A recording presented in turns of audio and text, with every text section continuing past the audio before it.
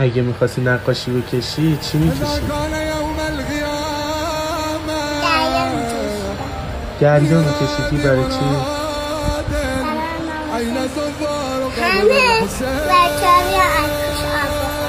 همه بچه ها بیارن توش آب بخورن. الهی قربونت برم مهربون. اگه کردم خواب امام حسین رو ببینی چی بهش میگی تو خواب؟